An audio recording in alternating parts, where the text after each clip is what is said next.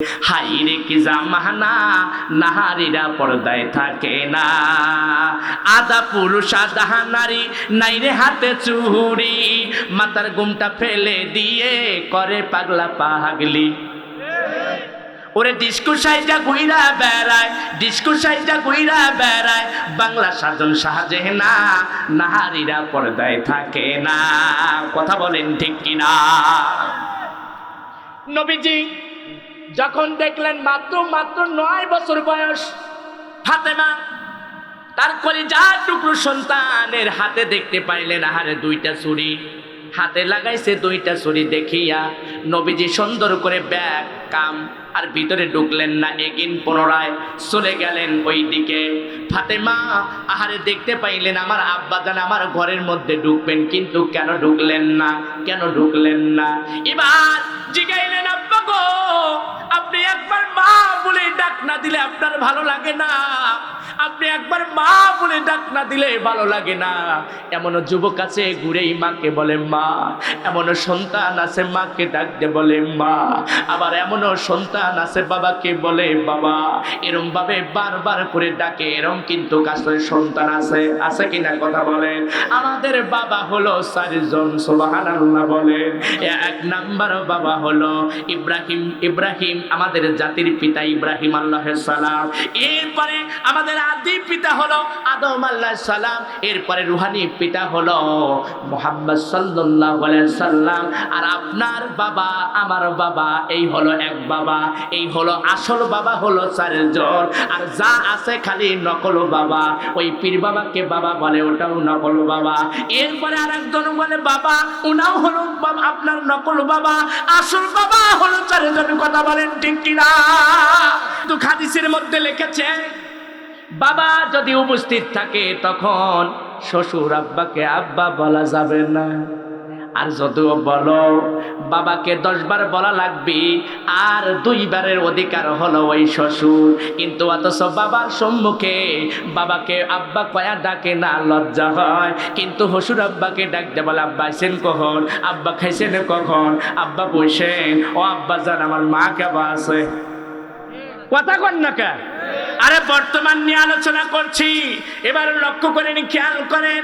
আম্মা জান ফাতেমা রাদিয়াল্লাহু তাআলা আনহার ঘরে আমার নবীজি প্রবেশ করলেন না, মুখটা বেরাজ করিয়া চলে গেলেন। ফাতেমা দেখতে পাইলেন আমার আব্বা আমাকে মা বলে ডাকে, কিন্তু কেন ঘরের মধ্যে ঢোকে না? বাজান এই আলোচনাটা আমি অন্য একদিন করব, কেন মা বলেছিলেন। কিন্তু এই মা বলে বারবার করে ডাকে, কিন্তু নবীজি কেন চলে গেলেন? এগিন পুনরায় চলে গেলেন ব্যাক। আপনি কেন ব্যাক হয়ে গেলেন?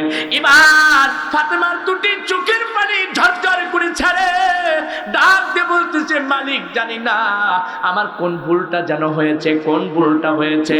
এবার সুন্দর করে নবীজির কাছে দাঁড়াইয়া আহারে ফাতেমা ডাক দিয়ে বলছে আমার নবী, আমার আব্বা, ও কলিজার টুকরা আমার আব্বা, আমার ব্যবহারের মধ্যে হয়তো আপনি মনে হয় উনি অখুশি হয়েছেন, কেন আপনি মুখটা ঘুরাইয়া আপনি চলে গেলেন, আমার ঘরের মধ্যে কেন ঢুকলেন না?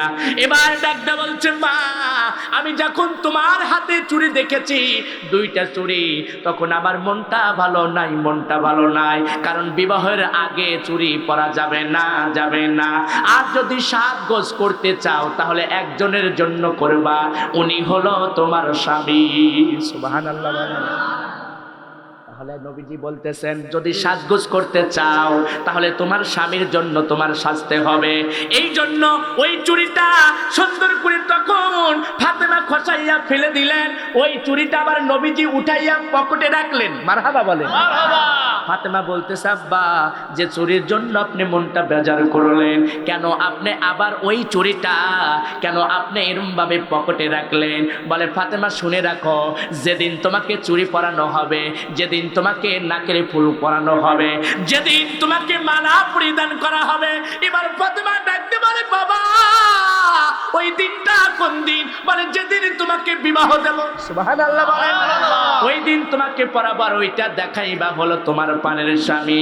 তাহলে যত সাজগোজ আমাদের দেখাইতে হবে কাকে? জোরে কোন? স্বামীকে। এই কথাটা ওনাদের জানা দেওয়া লাগবে, তাহলে গা শুনবে। তা না হলে পারে শুনবে না। তাহলে মেয়েরা সাজবে কার জন্য? স্বামীর জন্য। স্বামীর জন্য সাজবে। কিন্তু যদি আপনি আজ যদি বলেন, ও গিন্নি কতদিন না তুমি ওই যে কত সুন্দর শাড়িটা তুমি আলমারির ভিতরে রেখে দিয়েছো, বাহির করো, কুচি দিয়া পরো, বলেন না পরবো না পরবো না, ওটা খালাতো বোনের বিয়ার মধ্যে আমি পইরা যাব। কথা বলেন। তাহলে ওই জায়গায় তো সাজার কথা ছিল না, সাজার কথা ছিল হলো পানের স্বামীর কাছে। এই জন্য তো ডাকতে বলে পানের স্ত্রীকে যদি সম্মুখে বলে অমনি খুশি হইয়া গেলেন, খুশি হইয়া গেলেন। আপনার পানের স্ত্রীকে বলবেন আপনার মতন এত সুন্দর কেউ নাই, আর এই গুণটা গাওয়ার কারণে তখনই নতুন নতুন পোশাক গুণা পরবে, তা না হলে কখনো পরবে না, পরবে না। আর তখন কিন্তু বলবে আসলে সাজগোজ করে স্বামীর জন্য যদি জায়েজ হয়, তাহলে প্রত্যেক নারী স্বামীর জন্য সাজগোজ করে থাকবে। আর এই সাজগোজ যতক্ষণ পর্যন্ত পরিপাটি হয়ে থাকবে, এই পরিপাটির সময়টুকু যা যা লেখিয়া তার আমল নামায় লেখা হইয়া যাবে। জোরে বলেন সুবহানাল্লাহ। আজ বর্তমান মা বোনেরা তার স্বামীকে সাজগোজ না দেখাইয়া বাইরে দেখাইতেছে। কথা বলেন ঠিক কিনা? এই জন্য পরকীয়ার অবস্থা ভালো না খারাপ? কথা বলেন খারাপ। বলে এত সাজগোজ করিলা পাও জীবনে দয় না, এমনও কিন্তু স্বামী আছে, আছে কিনা? মিনসের পায় কি দেখছে না, খালি দুলা আর দুলা, পাওই দই না। এবার বিবিকে ডাক দে বলে পাও এত দুয়া কি করব, বছরে একবার খেতা দুয়া দিও। আছে না? এরকম আছে হুজুর ভাই, এরকম ব্যাগ যাইতে আমি আছে। পাও যে দই না, চার মুড়ি একবারে পাও খাটা করে তোমার মতন দোয়া করতে, আল্লাহ ওগো মালিক জান্নাতের মধ্যে তুমি হুর দিও। এইদিকে বউ খালি চিন্তা হচ্ছে কে রে, কাহিনী কি? আমি এত সুন্দর বউ থাকতে আবার কি চায় জান্নাতের ভিতর, কাহিনী কি? বলে তোমার মতন ওরম বেয়াদ জ্বালা। কথা বলেন। এই জন্য আমার মা বোনদেরকে আমি বলতে চাই, যদি সাজতে হয় স্বামীর জন্য সাজবা, যদি স্বামীর জন্য সাজো তাহলে খুশি হবে কে? কথা বলেন কে? আহারে সুন্দর করে আম্মা জান, আহারে ফাতেমা রাদিয়াল্লাহু তাআলা আনহা ডাক দিয়ে বলতেছেন, আমার আব্বা, আমার যদি এই চুরিটা নেওয়া যদি আসলে গুনাহ হয়ে থাকে, আমি আজকে থেকে বললাম কয়টা জিনিস মানতে হবে। নবী আমার ডাক দিয়ে বলেন চারটা জিনিসের মধ্যে সবথেকে কল্যাণকামী আমি, এক নাম্বার মাকুসিস্তি নামাজে পাঞ্জাগানা, এক নাম্বার হলো সালাত, এক নাম্বার সালাত আদায় করতে হবে, দুই নাম্বার হলো তোমার স্বামীর খেদমত করতে হবে, তিন নাম্বার পর্দা করতে হবে, চার নাম্বার মাহে রমজানে রোজা রাখতে হবে। সুবহানাল্লাহ সুবহানাল্লাহ। স্বামীর অনুমতি ছাড়া নফল রোজাও রাখা যাবে না। না মিথ্যা বললেন না? স্বামীর অনুমতি ছাড়া নফল রোজা রাখা যাবে না। স্বামীর অনুমতি ছাড়া আপনি নামাজ যখন আদায় করতেছেন ফরজ ব্যতীত, আপনি নফল নামাজের আদায় করতেছেন, এরপরে সুন্নত নামাজ আদায় করতেছেন, স্বামী যদি ডাক দেয় তাহলে সকল কাজ ফেলে দিয়ে স্বামীর ডাকে সাড়া দেওয়া ওয়াজিব। সুবহানাল্লাহ বলে। আর স্বামী যদি এরম ভাবে, মা বোনেরা খালি চিন্তা করতেছে কাহিনী কি, খালি তাকারে পক্ষ কইতেছে, আমাদের পক্ষে একটাও কইতেছে না, এই হুজুরের দ্বারা জীবনে আর আইনো না। কথা বলেন। আহারে কেন এই কথাটা বলতে চাই? ও মা, তোমরা তো তোমাদের চরিত্রটা, তোমাদের পর্দা তো হবে মা ফাতেমার মতন, আর তোমাদের ঈমান তো হবে আসিয়ার মতন, আর তোমাদের ধৈর্যশীল তো হবে আয়েশার মতন। আমার মা মাল ভালো করে শুনে রাখো, এবার এই ঘটনাটা যখন সুন্দর করে ডাক দিয়ে বলতেছেন, তাহলে আমার সাজগোজ যদি আল্লাহর জন্য হয়, আব্বা গো আপনি বলেন না কয়টা আমল আমি করব? বলে এক নাম্বার আমলটা হলো নামাজ, দুই নাম্বার হলো পর্দা, তিন নাম্বার স্বামীর খেদমত, চার নাম্বার মাহে রমজানের রোজা। কিন্তু তোমার যদি কোনো প্রবলেম হয় মাহে রমজানের রোজাও না রাখতে পারো, কিন্তু স্বামীর খেদমতটাও এলোমেলো হতে পারে। এরপরে হলো নামাজ তোমাদের জন্য মাপ আছে, তোমাদের জন্য একটা ব্যবস্থা রয়ে গেছে, কিন্তু পর্দার কোনো ব্যবস্থা নাই। পর্দা 100% তোমাদের করতে হবে। ফাতেমা ডাকতে বলতেছে, ও মা, আব্বা গো, আমি কথা দিলাম আজকে থেকে পর্দার মধ্যে ঢুকে গেলাম। ধরে বলেন সুবহানাল্লাহ। ঢুকে গেলেন পর্দার মধ্যে, চলে গেলেন। বলে এখন কি কাম? আরে মুসলমান ভাইরা, কয়েকটা নারী, আল্লাহু আকবার বলেন, আরো জোরে বলেন আল্লাহু আকবার। কয়েকটা নারী সুন্দর করে মা ফাতেমার দরজার কাছে দাঁড়ায় গেলেন। একটা সন্তান খেলাধুলা করতেছেন। আচ্ছা বলেন তো, এই সন্তানের বয়সটা মোটামুটি 6 বছর 7 বছর হবে। এই সন্তানটা যদি ওখানে থাকে, যদি কেউ জিগায়, তাহলে সব বলতে পারবে, পারবে কিনা? নারীগুনা এসে ডাক দিয়ে বলতেছে যে এইটাই কি ফাতেমার বাড়ি? বলতেছে হ্যাঁ। তো তুমি ফাতেমার কে হও? বলে আমি হলো তার সন্তান হোসাইন। সুবহানাল্লাহ বলে। বলে তাহলে লোকেশনটা আমাদের ভালো আছে, ঠিক কিনা কথা বলে? ঠিক বাড়ির কাছে এসে দাঁড়িয়ে বলতেছে এটাই কি ফাতেমার বাড়ি? বলে হ্যাঁ। বলে তার সাথে আমি কথা বলবো, কি জিজ্ঞান যাবে? এবার হোসাইন, হাসান আর হোসাইন দুইটা ভাই, এরা যুবকদের হলো সর্দার, অর্থাৎ আল হাসানু ওয়াল হোসাইনু শাবাবি আহলিল জান্নাহ, এগুলো হলো অর্থাৎ যুবকদের হলো সর্দারিনী হবে, এই সর্দার হবে এই দুইজন। তখন ডাকতে বলতেছে, এই দুইজনের মধ্যে আবার জেদ, আবার রাগটাও একটু বেশি ছিল হোসাইনের, আর হাসানের একটু নম্র ব্যবহারটা বেশি ছিল, জেদটা ছিল হলো হোসাইনের। ডাকতে অমনি ঘরের ভিতরে যাচ্ছে এবং হযরত আলী রাদিয়াল্লাহু তাআলা আনহু অমনি ওই সন্তানের হাতটা টেনে ধরছে। বাবা তুমি কোথায় যাও? বলে মায়ের কাছে যাচ্ছি, কিছু সংখ্যক নারী আমার দরজার কাছে দাঁড়িয়ে গেছে, মায়ের সাথে কথা বলতে চায়, মায়ের সাথে কথা বলতে চায়, মায়ের সাথে দেখা করতে চায়, এই অনুমতি আনার জন্য। সুবহানাল্লাহ বলে। এবার হযরত আলী ডাকতে বলেন, বাবা সন্তান তুমি কি জানো না, 7 বছর যখন তোমার হবে তখন তোমার মায়ের ঘরে ঢুকলে অনুমতি লাগে। মারহাবা বলে। অনুমতির দরকার আছে কিনা? অনুমতির দরকার আছে, কিন্তু আমরা অনুমতি ছাড়াই হুট করে যার সার ঘরের মধ্যে ঢুকে যায়, এটা আসলে তা নয়। হাদিসের ভাষায় চোর হইয়া ঢুকলো, ডাকাত হইয়া বাহিরে হইল। আমার বাজান না, এই জন্য অনুমতি দেওয়ার জন্য নবীজি জানিয়েছেন, ওয়ান জাবের রাদিয়াল্লাহু ক্বালা ক্বালা রাসূলুল্লাহ সাল্লাল্লাহু আলাইহি ওয়াসাল্লাম আসসালামুল কাবলাল কালাম রাওয়াহু তিরমিজি। তারপরে সুন্দর করে বলছে, যখন তোমরা যে ঘরের মধ্যে ঢুকবা, যে বাড়ির মধ্যে প্রবেশ করবা, তখন তোমরা সালাম দাও, সালাম দাও। আর এই সালামের জবাব যখন আসবে তখন তোমরা বাড়ির মধ্যে প্রবেশ করো। আর সালামের জবাব না আসলে তাহলে বাড়ির মধ্যে ঢোকা যাবে না। কথা বলেন ঠিক কিনা? তাহলে সন্তানের ব্যাপারে কথাটা বললেন। হযরত আলী ডাকতে বলতেছে, সন্তান তুমি কি জানো না তোমার মা কোন পথে আছে, কি অবস্থায় আছে? তুমি তো এটা জানো না। ওই সময় কোরআন তেলাওয়াত করতেছিলেন হযরত আলী রাদিয়াল্লাহু তাআলা আনহু। ডাকতে বলতেছেন, আব্বা কিছু সংখ্যক মহিলা এসেছে, মায়ের সঙ্গে কথা বলতে চায়। এবার এই কোরআনটা হোসেনের হাতে ধরাইয়া দিয়ে বলতেছেন, হোসেন গো তুমি সুন্দর করে পড়তে থাকো, আর আমি দেখি তোমার মা ওই কামরার মধ্যে কি করে, আমি খবরটা লয়ে আসি। এবার সুন্দর করে হযরত আলী রাদিয়াল্লাহু তাআলা আনহু ভিতরে প্রবেশ করলেন। দেখতেছেন কিছু জব এরম ভাবে পিষতেছে, আর সুন্দর করে পেশে, আর আমার মুসলমান ভাইরা এক হাতে কোরআন, আম্মা জান ফাতেমা রাদিয়াল্লাহু তাআলা আনহা কোরআন বারবার করে সুন্দর করে তেলাওয়াত করতেছে। একবার কি জবান খুলে বলা যায় না সুবহানাল্লাহ? যেমন বাবা তেমন মা। মারহাবা বলে। আর আমাদের বেজাল আছে, কথা বলেন ঠিক কিনা? আমাদের মা বোনেরা হাত তুলবার যায়, দুটো আলু নিয়ে আসে, আনে কিনা? স্বামী কখনো জিজ্ঞাসা করে না, আমি তো বাগুনও কিনি নাই, বাগুন তুমি কই পাইলা? এবার বলে আমারই ভালো হয়েছে, বাগুন তো কেনা লাগে নাই, বাগুন তো কেনা লাগে নাই। একবারও জিগায় না এই বাগুন কোত্থেকে আনলো? এ মুসলমান ভাইরা, এবার সুন্দর করে ডাক দিয়ে বলতেছে, হারে দুটি চোখের পানি ছেড়ে দিয়ে ডাক দিয়ে বলতেছে, আমার ফাতেমা, আমার পানির স্ত্রী, কিছু নারী এসেছে তোমার সঙ্গে দেখা করতে চায়।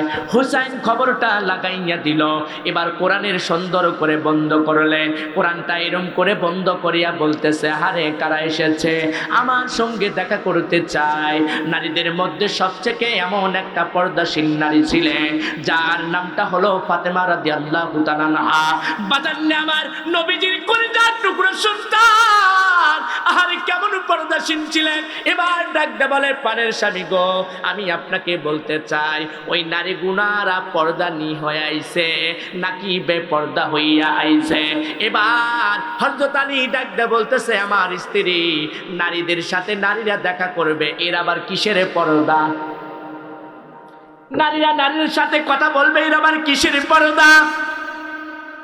ফাতেমা ডাকতে বলতেছে পানির স্বামী গো, ওর মধ্যে যদি একজন বেপর্দা আছে উনি ডাকতে বলবে আলীর বউ এরম চেহারা, এরপরে এরম স্বাস্থ্য, এরম তার চেহারা, এরম তার স্বাস্থ্যবান, ওই কথাগুলো অন্য মানুষের কাছে বলবে।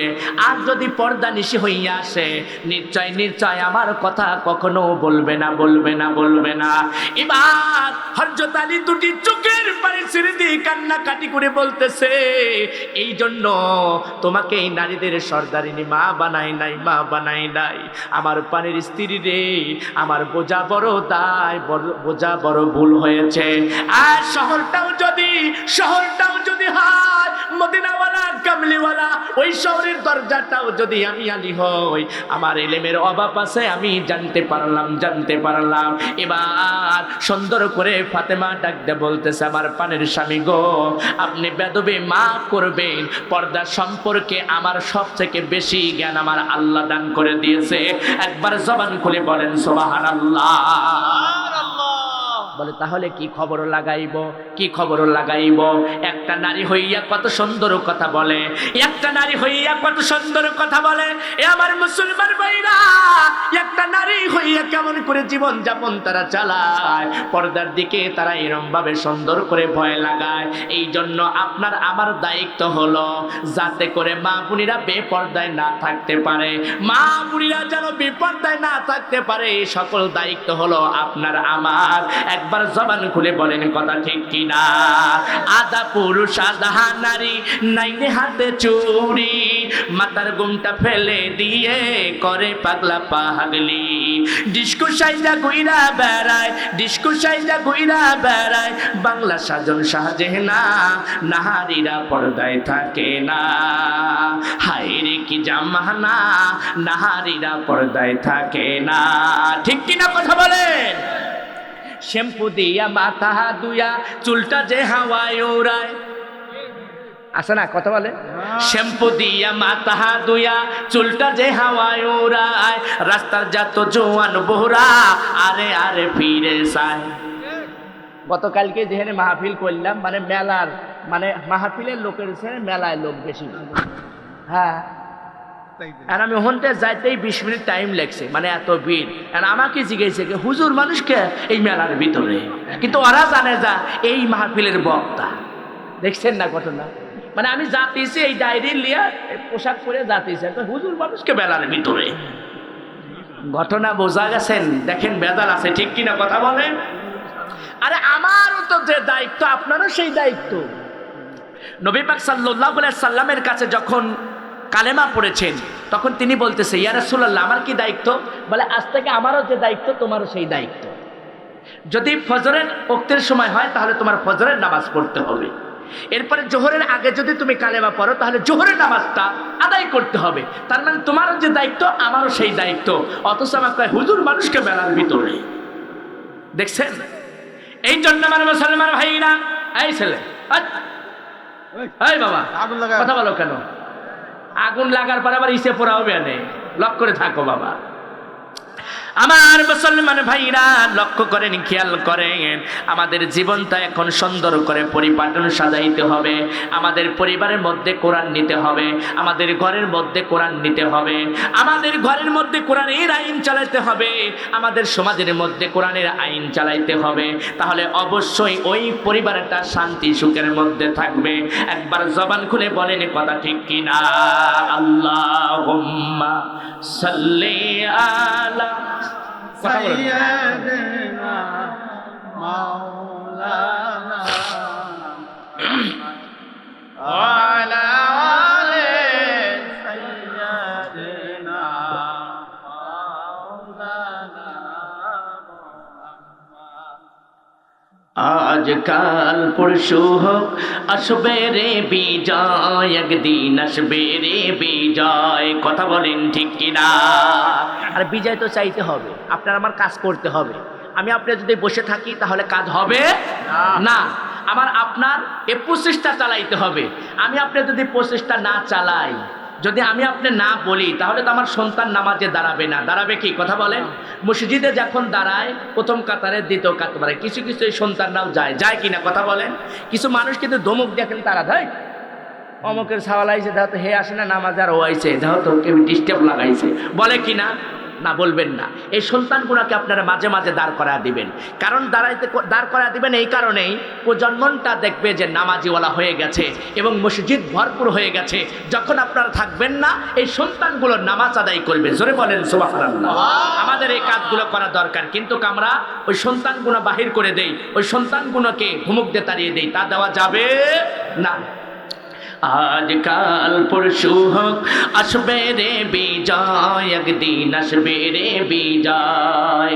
কালেমার সঙ্গীত হাতে নিয়ে বাদার সাগর পাড়ি দিয়ে, কালেমার সঙ্গীত হাতে নিয়ে বাদার সাগর পাড়ি দিতে, এগিয়ে যেতে নেই কোনো ভয়। আজ কাল পরশু হোক আসবে রে বিজয়, একদিন আসবে রে বিজয়। ঠিক কিনা? কথা বলে। চলো গানে আর চলো গানে সকলে কে ডেকে যায়, মারহাবা বলেন। চলো গানে আর চলো গানে সকলে কে ডেকে যায়, এই পৃথিবীর আর কোথায় এই মিছিলের তুলনা নাই। যতই বাধা আসুক না কখনো পিছু হটব না, যতই বাধা আসুক না কখনো পিছু হটব না। আমরা মুজাহিদ আজ কাল পরশু হোক আসবে রে বিজয়, একদিন আসবে রে বিজয়। একবার চিল্লা বলেন কথা ঠিক কিনা? বাজান আমার এবার যখন ডাকতে বলতেছেন আলী, আমার ধারণাটা ভুল। পানির স্ত্রী আহারে পর্দা সম্বন্ধে এরম ভাবে জানাইলাম, বলে সুন্দর করে তুমি যাইয়া দেখো। কারণ তখন এখানে বুঝাইতে পারলেন যে পুরুষের শুধু নারীরই পর্দা নয়, পুরুষেরও পর্দা আছে। পুরুষ অনুমতি নিয়ে ঘরের মধ্যে ঢুকাইবে। এবার আপনার কাছে প্রশ্ন, আমার কাছে প্রশ্ন, আমরা ইচ্ছা করলে যতবার আমাদের স্ত্রীর সাথে দেখা হবে ততবার আমরা সালাম দিতে পারবো। আমাদের বাবার সাথে যতবার সাক্ষাৎ হবে ততবার সালাম দিতে পারবো। মায়ের সাথে যতবার দেখা হবে ততবার সালাম দিতে পারবো। এই সালাম দেওয়া বাধা আছে কি না? আছে কি? আজকে থেকে আমরা চালু করতে পারবো। আবার অনেক মুরব্বীরা চিন্তা করতেছে বুড়া কালে কি শিখাইয়া দিল, আছে না? আমার মা বোনেরাও চিন্তা করতেছে বুড়া কালে কি শিক্ষা দিয়ে গেল। কিন্তু সালাম দিলে যে ঘরের মধ্যে শান্তি রহমত দিয়ে দেয়, তার প্রমাণ দেখেন কেমন করে দেয় রে মুসলমান ভাইরা। এই জন্য আপনাদের গ্যাদারটা আমি বুঝাইতে চাচ্ছি। আম্মা জান ফাতেমা রাদিয়াল্লাহু তাআলা আনহা ডাক দিয়ে বলতেছে, আহারে পানের স্বামী, এবার আপনি খবর লাগান। আমার এই দেহটা যদি দেখিয়া মানুষের কাছে বলে ফাতেমার এই চেহারা ছিল, ফাতেমার এই স্বাস্থ্য ছিল, তাহলে আল্লাহর কাছে আমি কি জবাব দেব? মালিকের কাছে কি জবাব দেব? আহারে ইসলাম তারা বুঝতো, কোরআন তারা মানতো, হাদিস তারা মানতো। এই জন্য বাপ যেমন ছিল, মা যেমন ছিল, তার কন্যাও তেমন হয়েছে। চিল্লা বলেন কথা ঠিক কিনা? এই জন্য আমার বাবা ভালো থাকলে আমরা ভালো হব, মা যদি ভালো হয় তাহলে ভালো হবে।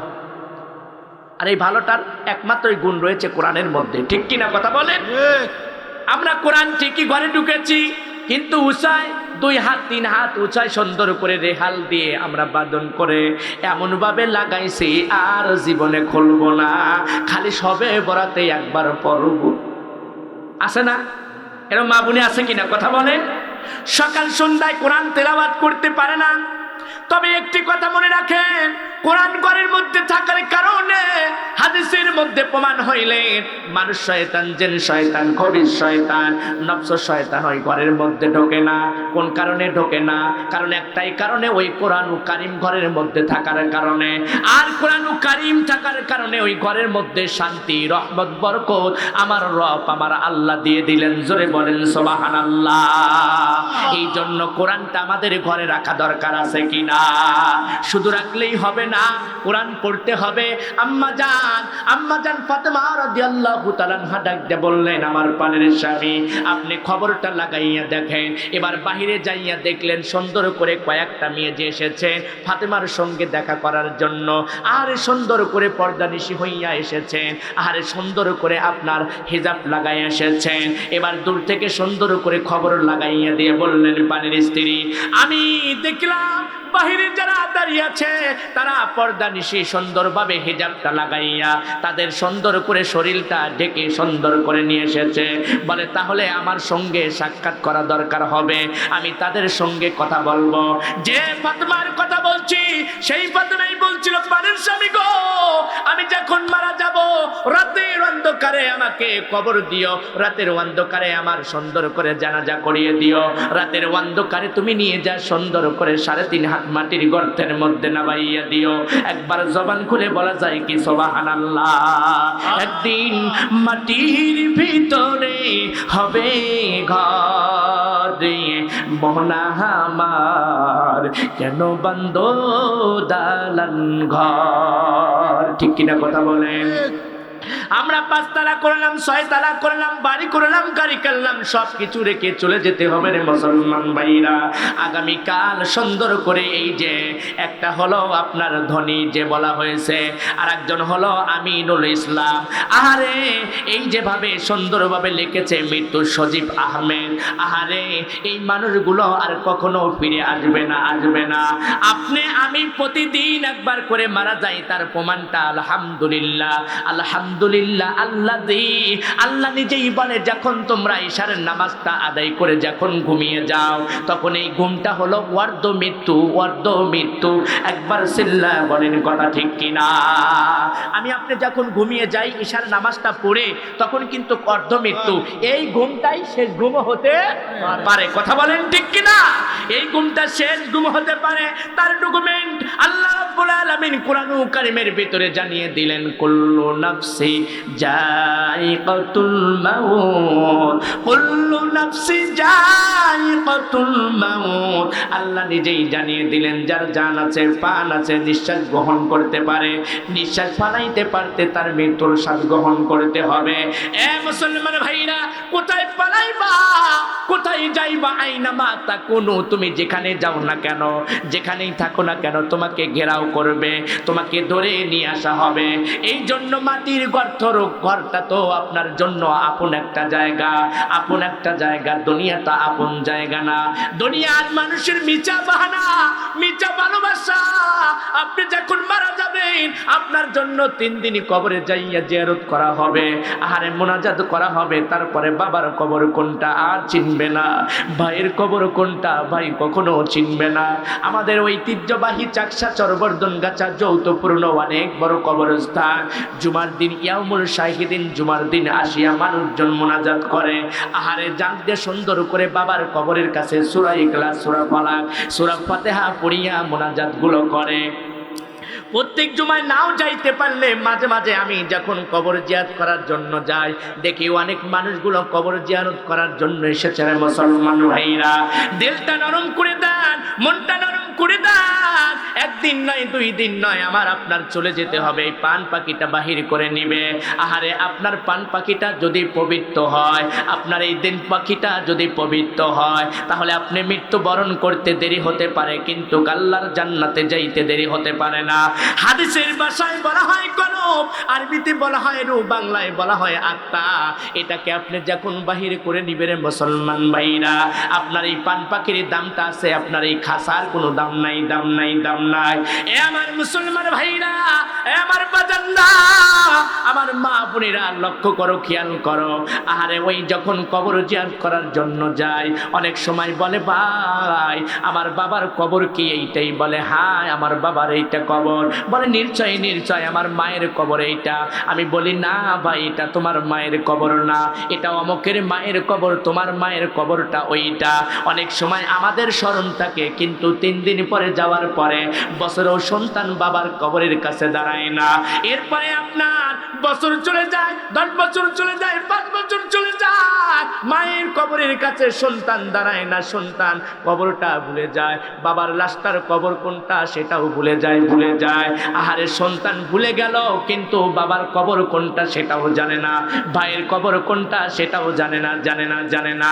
আমি এই জন্য বুঝাইতে চাচ্ছি, মায়াবী এই মিশা দুনিয়ার উপরে আপনি কয়দিন থাকবেন? আসল জায়গার জন্য আমল করো রে মুসলমান ভাইরা, আসল জায়গার জন্য তোমার আমল করা দরকার আছে কিনা?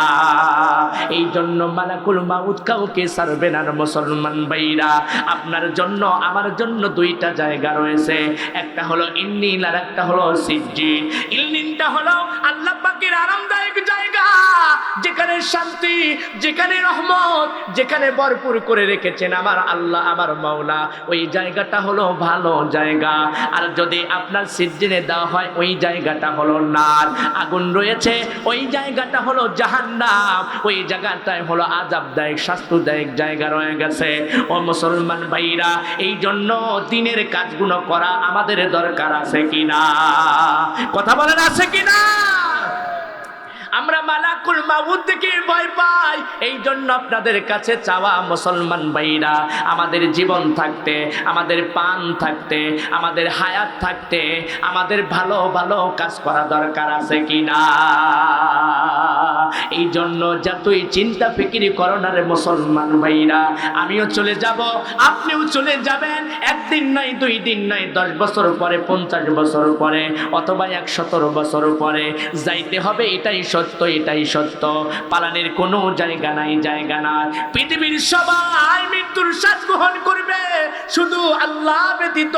আল্লাহর ক্ষয় নাই, লয় নাই। আমার আল্লাহ কখনো মরবেন না, আমার আল্লাহ কখনো ক্ষয় হবেন না, আমার আল্লাহ কখনো বিলীন হয়ে যাবেন না।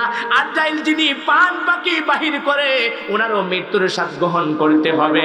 এ মুসলমান ভাইরা, মিকাইলও চলে যাইতে হবে, এ জিব্রাইলেরও চলে যাইতে হবে, নবী রাসূল তাদেরকেও চলে গিয়েছেন।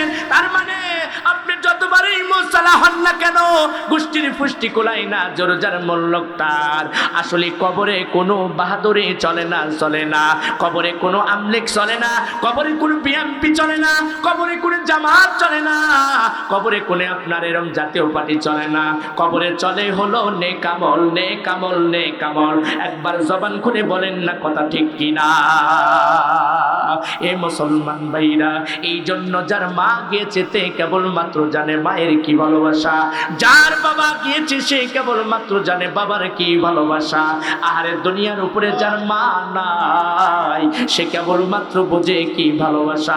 আমার দয়ার নবী, মায়ার নবী অপাত গ্রহণ করবে, এদিকে ফাতেমা সুন্দর করে কান্নাকাটি সহ হাউমাউ করে শুরু করে দিলে। এবার ডাক দে আমার নবী, দয়ার নবী ডাক দে বলতেছে, ফাতেমা রে আসো আসো আসো।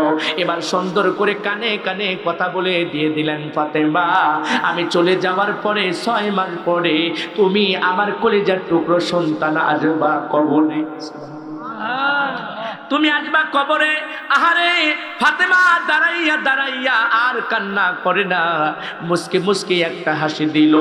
বাজান রে আমার, তারা মৃত্যুর ভয় পেয়েছেন, তারা চিন্তা করেছেন মরার পরে আল্লাহর সাথে সাক্ষাৎ হবে, মরার পরেই জান্নাতে যাবে। কিন্তু দুনিয়ার মানুষ মরতে চায় না, তারা ভয় পায়, ভয় পায়। মানুষ মরতে চায় না, তারা চিন্তা করে আমরা দুনিয়ার মায়ের মধ্যে পড়ে গেছি, 1 তালা বানাইছি, 2 তালা কেমন করে বানাইবো, একটা বাড়ি করেছি আর একটা বাড়ি কেমন করে করব। তবে মনে রাখো মুসলমান ভাইরা,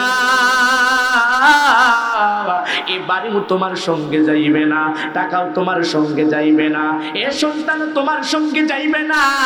যার জন্য তুমি চুরি করলা, যার জন্য তুমি ডাকাতি করলা, ওই বউ তোমার সঙ্গে যাইবে না, ওই সন্তান তোমার সঙ্গে যাইবে না।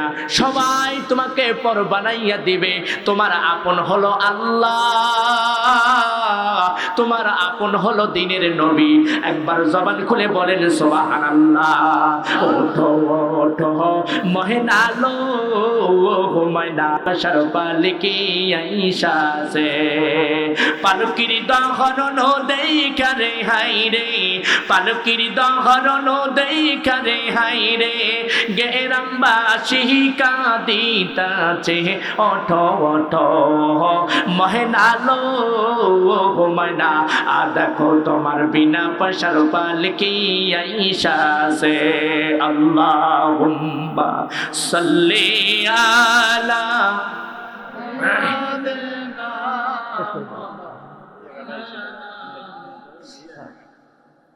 ও আলা আলি সাইয়্যিদিনা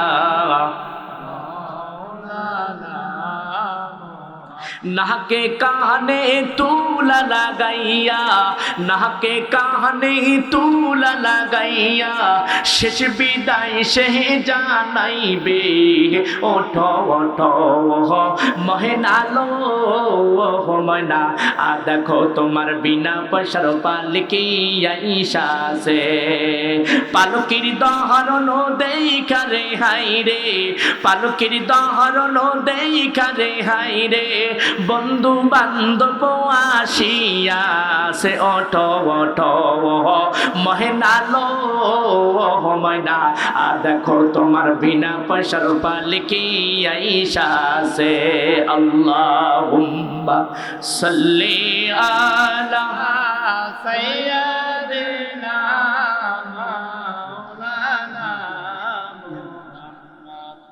ও আলা আলি সাইয়্যিদিনা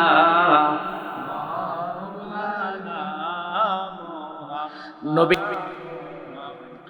হাত উত্তোলন করেন আল্লাহুম্মা আমিন। রব্বানা যালামনা আনফুসানা ওয়া ইল্লাম তাগফির লানা ওয়া তারহামনা লানাকুনান্না মিনাল খাসিরিন। রব্বুল আলামিন বাদ মাগরিব থেকে বিভিন্ন উলামায়ে কেরাম কোরআন হাদিস থেকে আলোচনা করতেছিল। আল্লাহ আমি নাদান মূর্খ, ইলম কালাম কোনো কিছুই নাই গো মাওলা। সম্মান করে সম্মানের চেয়ারে বসাইল তাই বসতে পেরেছি। রব্বুল আলামিন আমার ইলমের অহংকারের কারণে আমি চেয়ারে বসতে পারি নাই, সম্মান করেছে বিদায় সম্মান পেয়েছি। আল্লাহ দয়া করে মায়া করে সর্বপ্রথম আজকের কোরআন ও কারিমের মাহফিল খানি কবুল আর মঞ্জুর করে নাও। উলামায়ে কেরামদেরকে কবুল করে নাও। আল্লাহ শ্রোতা বক্তাদের উভয়কে কবুল আর মঞ্জুর করে নাও। আল্লাহ বাদ মাগরিব থেকে যত গুনাহ আমল করা হয়েছে, আমলের মধ্যে যদি ভুল ত্রুটি হয়ে থাকে আপনার রহমান নামের আপনার গফফারের নামে ক্ষমা করে দেন গো আল্লাহ। মালিক আল্লাহ আরো ক্ষমা করো, ওর দরদি আল্লাহ আমাদের জীবনের গুনাহ খাতা। রব্বুল আলামিন দুটি হাত ভিক্ষুকের মতন তুলে ধরেছি গো মাওলা। আল্লাহ আপনার জানা বাকি নাই, আপনার বোঝা বাকি নাই। আপনি আলিমুল গায়ব, বান্দার মনের খবরও ভালো জানেন। আল্লাহ একই পরিবারের দুইটা ভাই রব্বুল আলামিন দুনিয়ার বুক থেকে বিদায় হয়ে গেছে। আল্লাহ রব্বুল আলামিন এই পরিবারের মধ্যে বংশের মধ্যে দাদার বংশে দাদির বংশে নানার বংশে নানির বংশে শ্বশুর শাশুড়ের বংশে আল্লাহ পরিবারের মধ্যে থেকে ফ্যামিলির মধ্যে থেকে আল্লাহ যতগুলো মানুষ গহীন কবরে ঘুমায় সকলের কবরখানি জান্নাতের বাগিচা বানাইয়া দেন। আয় রব্বুল আলামিন আল্লাহ যারা গহীন কবরে 3খানা 5খানা কাপড় নিয়ে চিরজনমের মতন ঘুমাইল, রব্বুল আলামিন এই কৈবত্যঘাতী গ্রামের কবরস্থান সৃষ্টির থেকে শুরু করে আজ পর্যন্ত যত নরনারী ধরা পড়ে গেছে আল্লাহ সকলের কবরখানি জান্নাতের বাগিচা বানাইয়া দেন। মালিক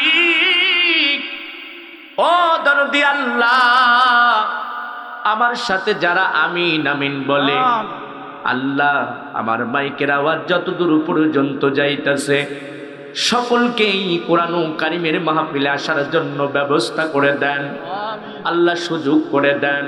কোরআন হাদিস থেকে কথা শোনার জন্য আল্লাহ তাদেরকে তৌফিক দান করে দেন। আমার মা বোনদেরকে কবুল করে নেন, এলাকাবাসীদেরকে কবুল আর মঞ্জুর করে নেন। আগামীকাল বিশাল একটা দোয়ার অনুষ্ঠান। রব্বুল আলামিন আল্লাহ, যে মানুষরা এত বড় একটা অনুষ্ঠান করলো, আল্লাহ তাদের মন মানসতা, তাদের ইজ্জত সম্মান বজায় রাখার জন্য তৌফিক দান করে দেন। আয় রব্বুল আলামিন পরিবারের মধ্যে শান্তি দান, রহমত দেন। আমার মা বোনদেরকে কবুল আর মঞ্জুর করে নেন। আল্লাহ ডাইনে বামে ওলামায়ে কেরামদেরকে কবুল আর মঞ্জুর করে নেন। মালিক, জানি না কোন দিন যেন মালাকুল মাউত আমাদের পান পাখিটা কেড়ে নেয়। সেদিন আমাদের জবান দিয়ে তাওহীদি জনতার মধুর কালেমা পড়াইয়া দিয়েন, লা ইলাহা ইল্লাল্লাহু মুহাম্মাদুর রাসূলুল্লাহ।